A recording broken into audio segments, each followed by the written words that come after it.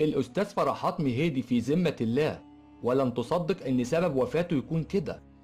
أعزائي المتابعين، أرجو منكم الدعاء له بالرحمة والمغفرة، ويصبر أهله وكل محبينه، وتعازينا للأسرة.